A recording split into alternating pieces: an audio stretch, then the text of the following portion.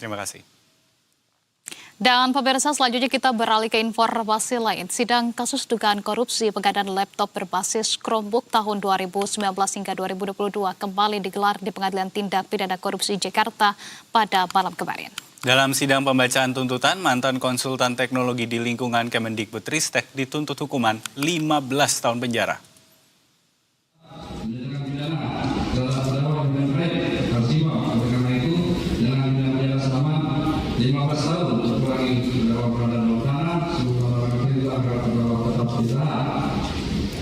Itulah tuntutan yang diajukan Roy Riyadi, jaksa penuntut umum kepada hakim dalam sidang pembacaan tuntutan untuk Ibrahim Arif, mantan konsultan teknologi di lingkungan Kementerian Pendidikan, Kebudayaan, Riset, dan Teknologi Kemendikbudristek. Sidang digelar Kamis malam di Pengadilan Tindak Pidana Korupsi Kemayoran, Jakarta Pusat. Selain pidana 15 tahun penjara, JPU juga menuntut terdakwa membayar uang pengganti sebesar 16,9 miliar rupiah yang apabila tidak dibayarkan maka diganti dengan pidana penjara selama 7 tahun 6 bulan. Selain itu, terdakwa juga dituntut membayar denda 1 miliar rupiah, subsidiar 90 hari kurungan.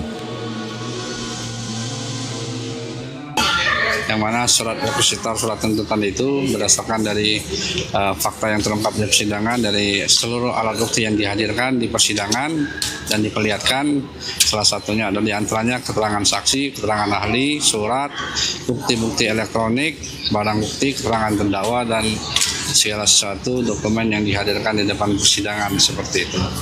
Jaksa meyakini Ibrahim Arif telah menyusun kajian teknis yang mengarah pada penggunaan produk tertentu, yakni Chromebook, dalam proyek pengadaan laptop untuk sektor pendidikan.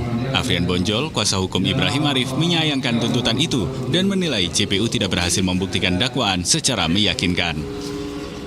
15 tahun ya, 15 tahun ya, sangat-sangat disayangkan, di mana kita juga sudah berupaya maksimal ya selama proses sidang. Rekan-rekan JPU itu gagal membuktikan surat dakwaannya, sehingga dasar dia menuntut 15 tahun terhadap klien saya itu apa?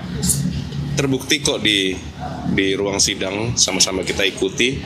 Ibam ini hanya seorang konsultan, dia berupaya maksimal, dia best effort sebagai seorang konsultan.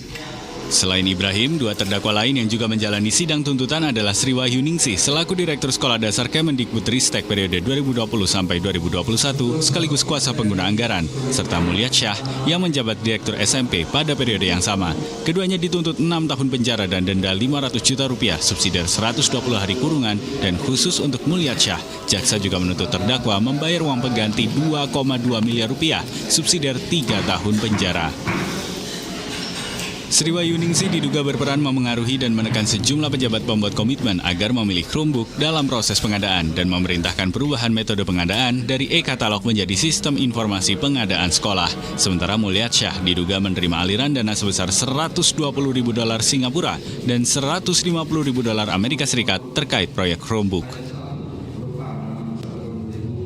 Sidang dengan agenda pembacaan nota pembelaan atau pledoi dari para terdakwa bakal digelar pada 23 April mendatang. Kasus ini menjadi sorotan publik karena terkait pengadaan perangkat teknologi untuk pendidikan yang seharusnya mendukung proses belajar mengajar, tapi justru diduga disalahgunakan oleh sejumlah pihak.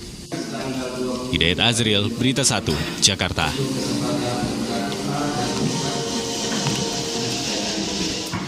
Kita beralih ke informasi